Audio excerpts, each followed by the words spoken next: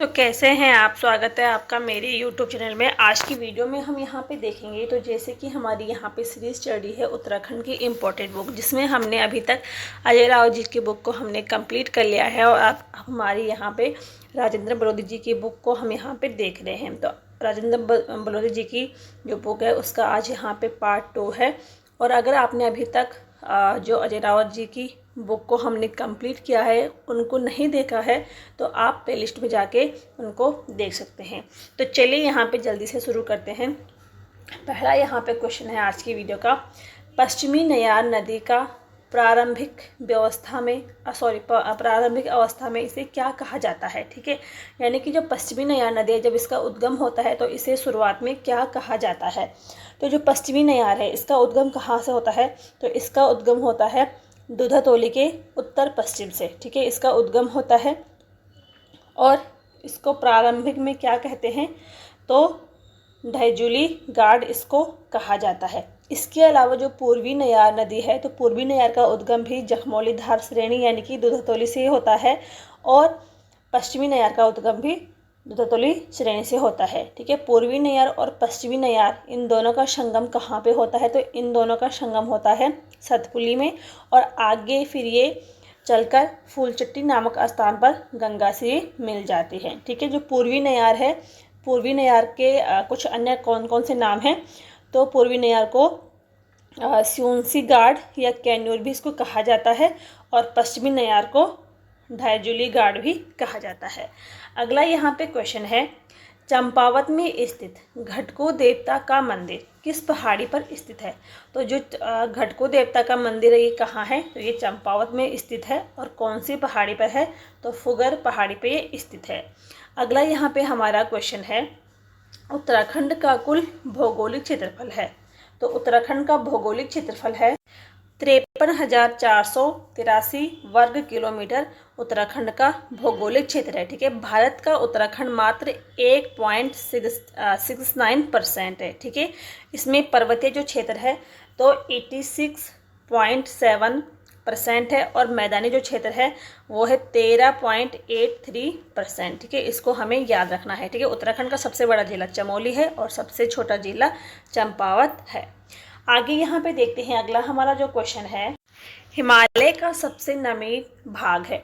तो हिमालय का जो सबसे नवीन भाग है वो है बाह्य हिमालय, इसको शिवालिक हिमालय भी कहा जाता है। ठीक है, तो ये हिमालय का सबसे नवीन भाग है। शिवालिक क्षेत्र हिमालय की सबसे बाहरी पर्वत श्रेणी है। ठीक है, और शिवालिक क्षेत्र को बाह्य हिमालय या हिमालय का पाद भी इसको कहा जाता है। ठीक है, जो शिवालिक क्षेत्र है इसका जो प्राचीन नाम है, ठीक है, तो प्राचीन नाम क्या है, इसको मैनाक पर्वत भी कहा जाता है। ठीक है, शिवालिक क्षेत्र को उत्तराखंड का हृदय स्थल भी कहा जाता है। अगर इसकी यहाँ पे चौड़ाई की बात करते हैं तो 10 से 20 किलोमीटर इसकी चौड़ाई है। ऊंचाई 700 से लेके 1200 मीटर के बीच में इसकी ऊंचाई है। ठीक है, और यहाँ में इस क्षेत्र में जीवाश्म मिलते हैं। ठीक है, और यहाँ पे भूस्खलन व भारी कटाव के कारण गहरी गहरी यहाँ पे घाटियाँ भी पाई जाती हैं। जलवायु की अगर बात करते हैं तो गर्म व आर्द्र जलवायु यहाँ पे पाई जाती है और खनिज की दृष्टि से सबसे महत्वपूर्ण शिवालिक क्षेत्र को ही माना जाता है। अगला यहाँ पे हमारा क्वेश्चन है, सर्वप्रथम किस वर्ष हरिद्वार के समीप जीवावशेष मिले थे। ठीक है, तो ये मिले थे 1939 में।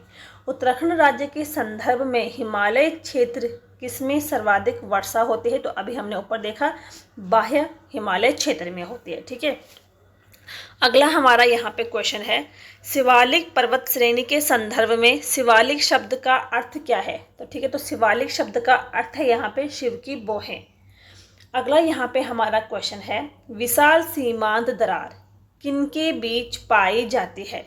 ठीक है, विशाल सीमांत दरार यानी कि जिसे यहाँ पे मेन बाउंड्री फॉल्ट कहा जाता है। ठीक है, तो ये मध्य हिमालय व शिवालिक पहाड़ियों के मध्य पाई जाती है।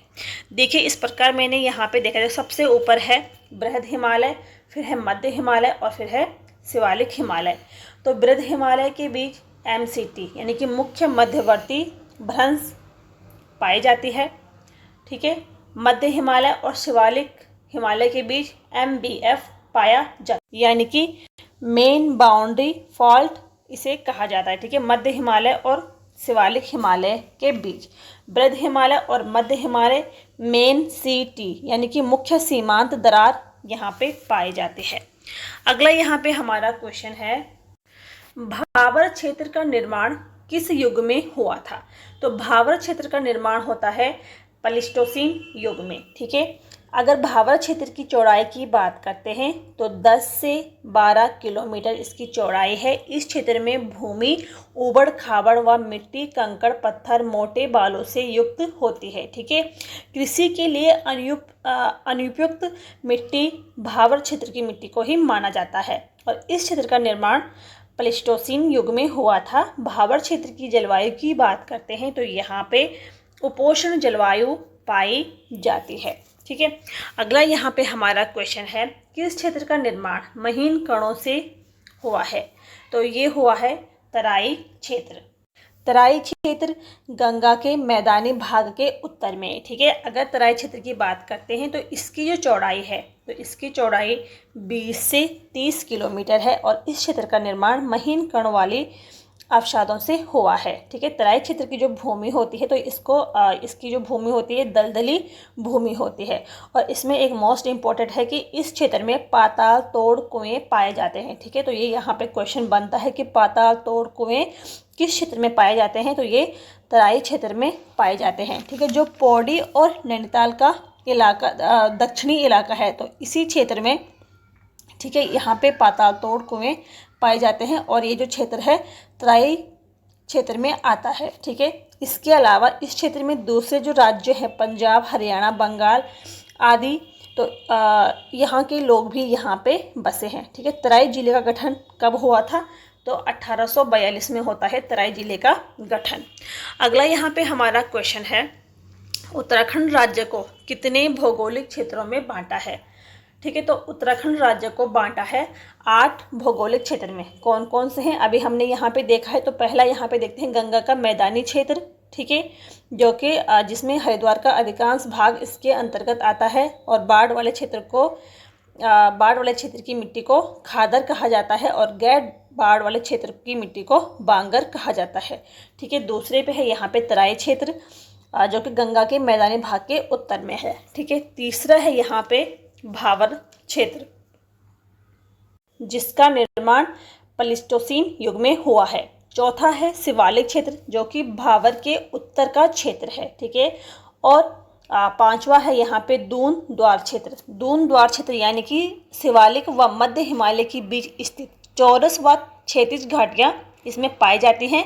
इसकी अगर हम चौड़ाई की बात करते हैं तो 24 से लेके 32 किलोमीटर इसकी चौड़ाई है। ठीक है, और छठवा है यहाँ पे लघु या मध्य हिमालय क्षेत्र। ठीक है, लघु या मध्य हिमालय क्षेत्र शिवालिक व बाह्य हिमालय के ये बीच में है। ठीक है, और इसका जो फैलाव है तो ये 9 जिलों में फैला हुआ है। ठीक है, लघु या मध्य हिमालय क्षेत्र। ठीक है, 9 जिलों में इसका फैलाव है। चौड़ाई 70 से 100 किलोमीटर है, ऊंचाई 1200 से 45 किलोमीटर है। ठीक है, लघु हिमालय के जो कुछ अन्य नाम है तो इसको हिमचल भी कहा जाता है या हिम का आंचल भी कहा जाता है। और जीवाश्म का अभाव लघु हिमालय क्षेत्र की जो श्रेणी होती है, ठीक है, श्रेणी के पर्वतों में देखने को यहाँ पे मिलता है और यहाँ पे वन शीतोष्ण कटिबंधीय सदाबहार प्रकार के कोणधारी वृक्ष यहाँ पे देखने को मिलते हैं। लघु हिमालय है तो इसी के अंतर्गत आता है दूधातोली श्रृंखला जिससे यहाँ पे 5 नदियों का उद्गम होता है और दूधातोली श्रृंखला को उत्तराखंड का पामेर भी कहा जाता है। 7वां है यहाँ पे बृहद हिमालय और 8वां है यहाँ पे ट्रांस हिमालय क्षेत्र। ठीक है, आगे यहाँ पे देखते हैं। अगला हमारा क्वेश्चन है, बर्फ का घर हिमालय के किस पर्वत श्रेणी के लिए प्रयुक्त किया गया है? तो बर्फ का घर यानी कि महान हिमालय श्रेणी। ठीक है। तो बर्फ़ का घर महान हिमालय श्रेणी को कहा जाता है, यानी कि बृहद हिमालय। ठीक है, इसका जो अन्य नाम है तो आंतरिक हिमालय, महाहिमालय, मुख्य हिमालय, उच्च हिमालय भी इसको कहा जाता है। ठीक है, और प्राचीन ग्रंथों में इसे हिमाद्री कहा गया है, क्योंकि बर्फ़ का घर भी इसे कहा गया है, तो इसीलिए प्राचीन ग्रंथों में इसे हिमाद्री कहा जाता है। ठीक है, और बृहद हिमालय व मध्य हिमालय के मध्य जो रेखा है तो मेन सेंट्रल थ्रस्ट, यानी कि केंद्रीय भ्रंश रेखा है। ठीक है, चौड़ाई 15 से 30 किलोमीटर है, ऊंचाई 4500 से 7817 मीटर इसकी ऊंचाई है। फैलाव अगर इसकी बात करें तो 6 जिलों में इसका फैलाव है, उत्तरकाशी, टिहरी, रुद्रप्रयाग, चमोली, बागेश्वर और पिथौरागढ़। ठीक है, और बृहद हिमालय के मूल निवासी हैं भोटिया। ठीक है, फूलों की घाटी भी बृहद हिमालय में ही स्थित है। अगला यहाँ पे क्वेश्चन है कि बृहद हिमालय के मूल निवासी हैं, तो जो भोटिया लोग या भोटे जनजाति होती है उनको बृहद हिमालय की मूल निवासी माना जाता है। अगला हमारा क्वेश्चन है कि हिमालय के किस भाग में विशाल हिमनद मिलते हैं। विशाल हिमनद बृहद हिमालय में ही देखने को मिलते हैं।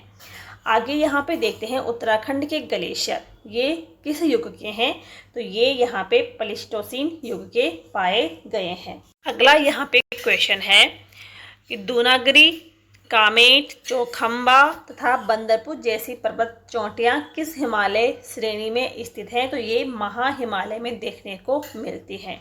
ठीक है, फूलों की घाटी किस क्षेत्र में स्थित है, तो ये भी महाहिमालय में देखने को मिलती है। ठीक है, जो ट्रांस हिमालय क्षेत्र है तो महाहिमालय के उत्तर में स्थित है। इसकी अगर चौड़ाई की बात करते हैं तो 20 से 30 किलोमीटर इसकी चौड़ाई है। ठीक है, ऊंचाई 2500 से 3500 मीटर है, और यहाँ की पर्वत श्रेणियों को जैक्सर श्रेणी कहा जाता है। ठीक है, तो ये थे आज के यहाँ पे कुछ इम्पोर्टेंट क्वेश्चन। इस प्रकार से हमने यहाँ पे जो राजेंद्र बलोदी जी है उनकी बुक का पार्ट 2 भी हमने यहाँ पे कंप्लीट किया है। अगर आपको यहाँ पे वीडियो पसंद आती हो तो लाइक करें, शेयर करें, और चैनल पे नए हैं तो चैनल को सब्सक्राइब ज़रूर करिए।